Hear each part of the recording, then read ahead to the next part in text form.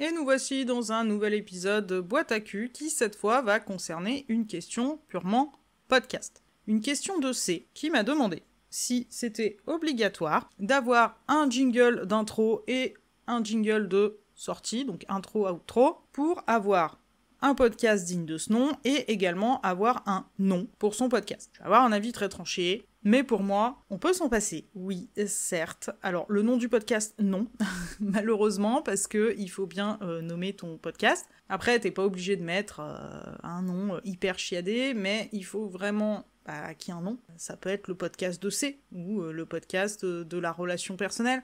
Enfin, il faut vraiment, en fait, que dans le nom, parce que il y a le SEO qui compte, c'est-à-dire que le nom de ton podcast va quand même avoir une incidence sur les moteurs de recherche.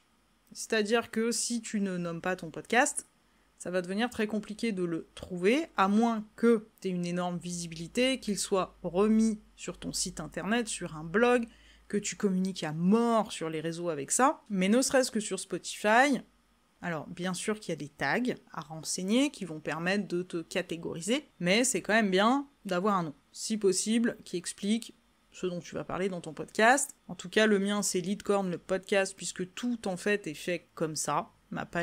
Mes pages sont nommées Leadcorn. Il y a un site internet qui s'appelle Leadcorn, le site. C'est un choix personnel qui n'est pas forcément le plus pertinent au vu de ce que je sais aujourd'hui, mais les gens ont l'habitude, donc je ne vais plus le changer. Peut-être que ça arrivera un jour. Mais le nom, pour moi, est indispensable pour expliquer un petit peu le concept que tu as mis derrière ton podcast. Tout ce qui est jingle, tout ce qui est petite musique, alors... Au montage, mettre des musiques au milieu de transitions et tout, ça se fait, c'est pas compliqué, c'est juste chiant. Voilà, tu perds du temps. Je suis pas persuadée, alors il y en a beaucoup, des grands entrepreneurs qui le font. C'est vrai que ça permet de souligner certaines parties, ou en tout cas des choses importantes du podcast, des idées à soulever et tout ça. Là, c'est aussi également un avis personnel, je ne pense pas, j'ai fait le test, et personnellement... Bon, pour avoir demandé à mes auditeurs, ça n'a rien changé. Ça n'a rien changé, donc j'ai décidé de ne plus m'embêter. Donc en tout cas, dans mes épisodes personnels, il n'y a pas de petites musiques au milieu qui font de transition ou quoi que ce soit. Le jingle, par contre, je dirais que c'est indispensable. Indispensable, pourquoi ? Parce que dès les premières secondes, on va savoir que c'est toi. Les gens vont te reconnaître. Alors je ne sais pas si tu as l'habitude d'écouter sur Spotify par exemple, mais sur YouTube c'est pareil. Même sur les chaînes YouTube vidéo, ils ont des petits jingles, des choses comme ça. Quand tu l'entends, tu sais que c'est... Ah, si c'est quelqu'un que tu suis, tu sais que c'est telle personne. Ah bah là, je vais écouter.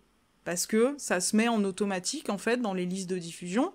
À la base, t'es parti regarder un truc spécifique, et ça va te proposer en automatique des choses que correspondent en tout cas à ce que t'as l'habitude d'écouter ou de voir. Et bah sur Spotify, on fait pas exception. Donc en principe, quand tu écoutes un podcast auquel tu es abonné, si tu en as d'autres auxquels tu es abonné, ça va automatiquement dans la liste de diffusion, une fois le premier épisode écouté, te donner en fait le dernier épisode de quelqu'un que tu suis. Donc c'est quand même vachement plus intéressant pour tes auditeurs, s'ils ont l'habitude de te suivre, et qu'ils ne vont pas écouter tout de suite en fait ton épisode, de se dire cette personne-là, je sais qui c'est. Je trouve également que le jingle permet quand même de montrer un peu la couleur de qui tu es. Donc le mien, effectivement, est assez rock et punchy, parce que c'est le genre de musique que j'écoute d'ailleurs, et parce que ça me correspond bien, je l'ai choisi en fonction de moi, je l'avoue. Je voulais quelque chose qui sort du lot, qu'on n'entend pas partout, qui met tout de suite dans l'ambiance de « on y va », quoi. On n'est pas là pour empailler des chaises. Donc, c'est aussi une identité.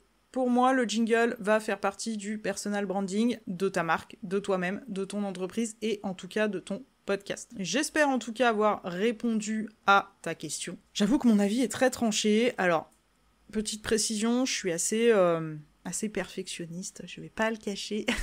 Assez perfectionniste pour écouter énormément de podcasts. C'est un petit peu aussi un avis très tranché que j'observe chez d'autres podcasteurs. Après, ça peut se jouer, ouais, sans jingle. Ça peut se jouer sans jingle, mais je pense, c'est en tout cas que tu passes à côté d'une grosse partie de personal branding, une grosse partie de professionnalisme, entre guillemets, pour moi, parce que les gens vont pas te reconnaître tout de suite. Ceux qui seront abonnés et qui recevront les notifs sauront que c'est toi. Par contre, tous les autres qui tombent dans leur liste de diffusion et qui, franchement, ne font pas attention, perso, je suis comme ça.